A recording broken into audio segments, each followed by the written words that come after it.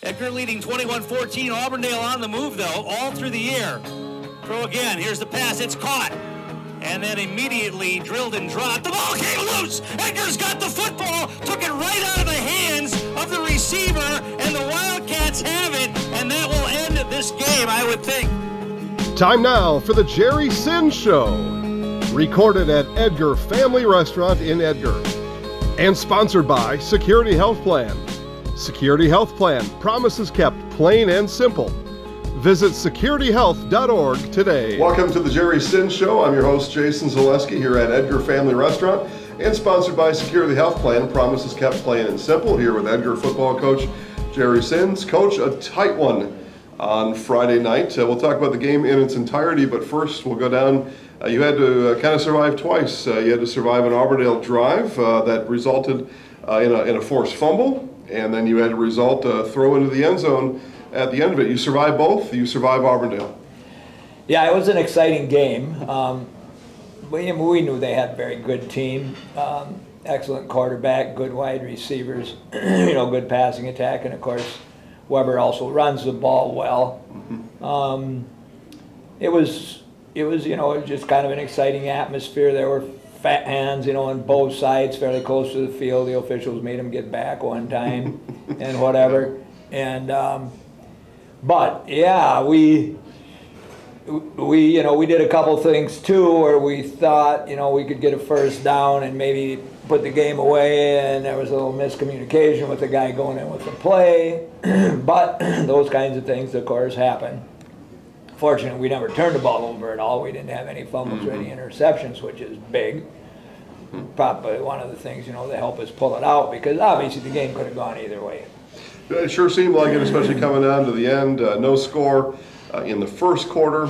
You each traded touchdowns in the second and in the fourth quarter. So your third quarter touchdown, it turns out, was the difference maker. Of course, another Carter Butt touchdown in the year. You mentioned, we talked about it coming into the game, the passing attack of the Eagles.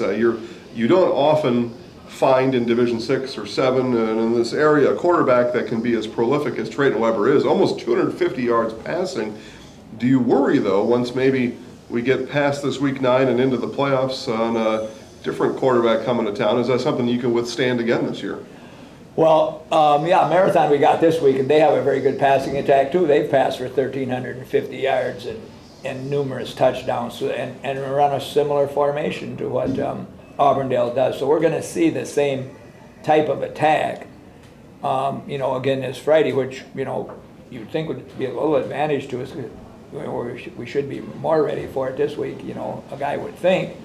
But yeah, there's a lot of teams, of course, that do that. I don't. The quarterback for Marathon isn't nearly as big of a running threat as Weber is. I mean, he had 700-800 yards rushing too, and right, several touchdowns. Right. So you can't rush him too hard, or he'll just tuck it away and run. Yeah. So that's the double thing there with him.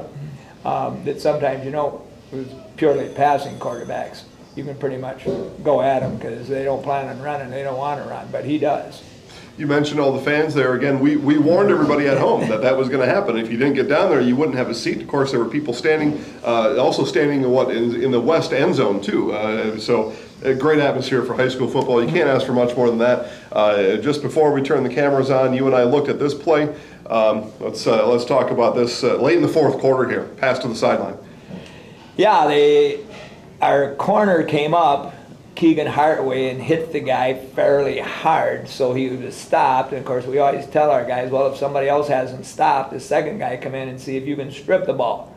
Now, once in a while, of course, guys are trying to strip the ball before we got the guy stopped, and then he gets away. But in this case, yeah, he was stopped, and there was another guy there. So two guys actually had him.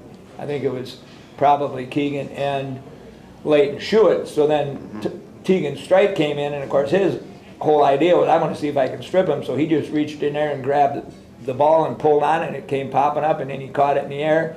It was way over there in that corner where we couldn't even hardly see it. We saw our guys celebrating, and I didn't know what happened. But then eventually, of course, we figured out that, yeah, we stole the ball from them. So then it was, all right, now we got to get a first down to run out the clock, which unfortunately, even though we got 8 yards in the first play, we didn't get a first down either. Yeah, and they give them the ball back, So and they got to throw in the end zone that we talked about just a minute ago. Yeah, the Minnesota Vikings won their football game on Sunday with that exact play. Their defensive back just took the ball away from the other team's receiver. So you see that at all levels. You help teach your kids about that. One other thing about last week's game, then we'll preview Marathon. I had asked you if you happen to win, you were going to go on the field and you'll congratulate Coach Jay Anderson. And maybe, so I want to know what you did here, but maybe whisper in his ear, we sure could use your help with a win against Colby. Did you get a chance to talk to Jay about that? Well, it was kind of funny because we shake hands, all the coaches shake hands with all the players from both teams. So normally when I shake hands, I would just say to guys like good game or, whatever, stay healthy. But this week, as I was shaking hands with pretty much all the Auburndale players, I was saying good luck next week. Good luck next week. And of course, some of them kind of looked at me with a strange look in their face. I'm sure they caught on to it fairly quickly. But yeah, we need some help this week. Of course, what we're talking about there, if Auburndale were to be able to beat Colby, and the game I think is at Colby on Friday night, and you happen to beat Marathon at home on Friday night, well, then you would share a piece of that conference championship, which is always nice. You get that recognition then for the rest of these kids' lives that they were a conference champion. So out of your hands, but hopefully you left Auburndale in decent enough shape physically and mentally to give them a shot at it. All right, Marathon comes to town on Friday. One of the talks you and I had about Marathon a couple of years back was the familiarity. The two towns are close. Again, we're sitting here, we're on the highway, Marathon. You can just about see it right over here. A lot of the families are connected, related, support each other. But when you come to town on Friday night, no more friends on Friday night. Yeah, not for an hour and a half or 2 hours maybe after the game. It'll all be forgotten again, I assume. But yeah, that's part of the fun, I think, of having conference opponents who are nearby neighbors. I think just like when East and West played in Wausau, yeah, it was a tough, hard-fought game, but they're all friends because they live in the same town. And it's kind of the same thing with us. I mean, we have kind of the same relationship with Stratford, too. Mm-hmm. That they're close enough, and we have kids that transfer from Edgar to Stratford and Stratford to Edgar. Athens used to sort of be the same way when we played them. But Marathon, of course, being the closest one, they're only like 5-6 miles away. So, yeah, there's a lot of people that live right on the fringe between the two districts, and the kid can probably go to school in either district if he wants to, because they probably have property in both districts. Right. And so, yeah, it's always fun. And they always have a lot of good athletes. So this year is no different. They have a very good quarterback and some good receivers, and a very talented running back. And so they can put up some points. If I remember right, I think they put up 50-something on Abbey here a couple weeks ago, so we know they can score. Yeah, they've scored 154 on the season. Cooper Hoeksema is the quarterback that we're talking about here, over 1,300 yards through the air. And again, maybe football is changing, because that was pretty unheard of in this group of teams in this area not that long ago. So we'll go back to the question I asked you about Auburndale. Now we'll ask it about Marathon. Is there anything that needs to change to bring that air attack down, or what did you and the guys learn on Friday night about that? Well, yeah, we actually played about as good a pass defense as we could against Auburndale. There was once or twice that it might have been a little indecision or coverage, but no, he completed several of them up the sideline where the defensive back was on the receiver as tight as he could be. They both went up for the ball, and the Auburndale receiver, being bigger than our corner, just outfought him and took it away. None of those went for touchdowns. There were only 2 touchdowns for quarterback keepers when they got inside the 10. So we kept them from getting any long touchdown passes. And of course, we're going to have to do the same thing against Marathon. If you're contesting the play and you can tackle a guy and you're fighting for the ball, well, there's not much else you can ask the defensive back to do. Marathon dropped a game on the road last week at Pittsville. You've had some experience with Pittsville as a competitor. And then the following week, we watched them compete against Colby, what we thought was a pretty interesting 21-6 final. What you knew about Pittsville, playing them and then seeing that game. I think then you play Pittsville maybe the next week. Pittsville 36, Marathon 6. Maybe a surprising score. What can you learn from that type of game? And when you're watching film, what are some of the things that you look for with that kind of result just the previous week? Yeah, we were surprised by the spread. I mean, we thought Pittsville was a pretty darn good team. You and I talked about the fact that, yeah, they may be the best 1-6 team in the state of Wisconsin. You know, yeah, they're a pretty good team. And they played many people tough. Nobody had beaten them bad. And then maybe they just got tired of losing and came up with a great effort. You don't know for sure. Yeah, they played, you know, a physical style of ball against Marathon. But Abbey is also a physical team, and Marathon handled them well. So once again, it's kind of like from week to week. You know, sometimes it's from half to half. I watched the first half of the Packer game on Sunday, and then I had to go to church for confirmation. And I was shocked when I come out and heard that they never scored a point in the second half. It's like, are you kidding me? With all those guys, they didn't get a point. So, you know, and this isn't a pro level. Yeah. So, yeah, things can change in a hurry, and momentum can switch, and things go haywire on you. Yeah, and it looked like it did. I see Pittsville had a 1-yard touchdown run, a 2-yard touchdown run, a 3-yard touchdown run. So they were goal-to-goal situations. We won't mix too much Packers in here, but the Packers had that on Sunday to win the game, and they threw the ball instead. And then they had 2 defensive touchdowns in that game as well. So, you know, Marathon may be a little bit loose with the ball, but you know, the Pittsville rushing attack, you know, they can run that ball. They're going to try to eat up yards, and your guys run the ball pretty well too. So running game should be key on Friday night. Yeah, we spoke last week about the fact that, you know, Carter Butt might have to carry the ball 30 times. Well, he ended up carrying it 34 times. And once again, the main reason for that is, no, we're just trying to keep the ball away from a high-powered offense like Auburndale had. And, of course, Marathon, like you said, throws it well, too. In games that we've played other teams, well, Carter might only had 8 or 9 carries, because now we're just playing normal. Yeah, we want to pass the ball, too, but if the other team's got a much better passing attack than us, well, then we're going to run the ball and try to keep it away from you. And last week it worked, and you hope it works, but you never know for sure. Yeah, Carter averaged 5 yards a carry on 34 carries. You had Colby averaging essentially 5 yards a carry on 14 attempts.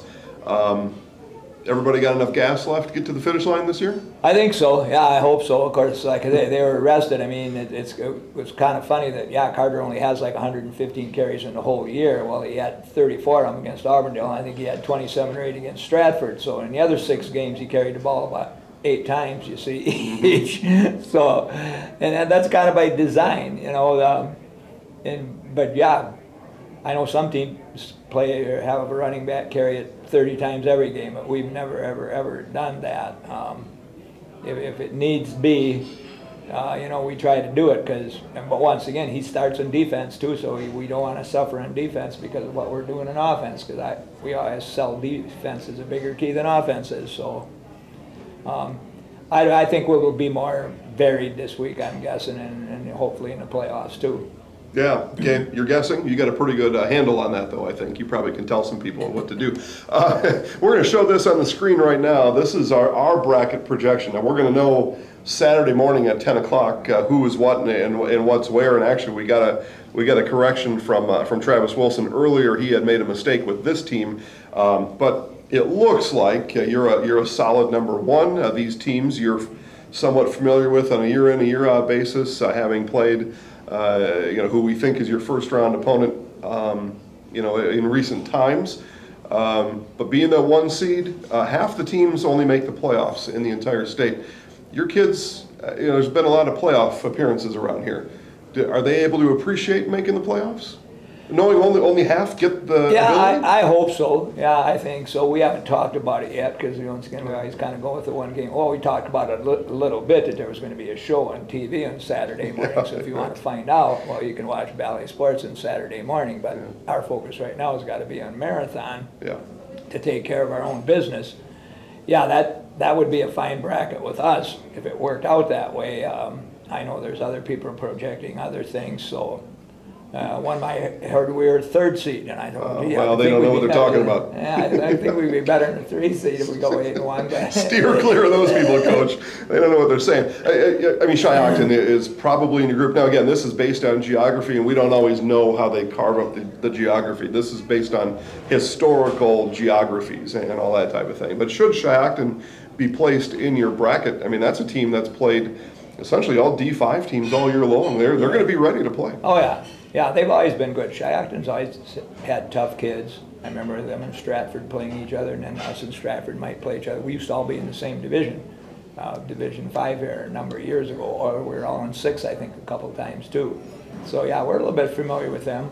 I think they have green color like us too. Yeah, they do. A little bit different shade, but then you got the old Hurley North Stars maybe lurking in the background too, and then maybe you've had your fill of Hurley in the last couple of years. But we shall see. All right, let's see. We talked about Packers a little bit. Let's talk about the Badgers.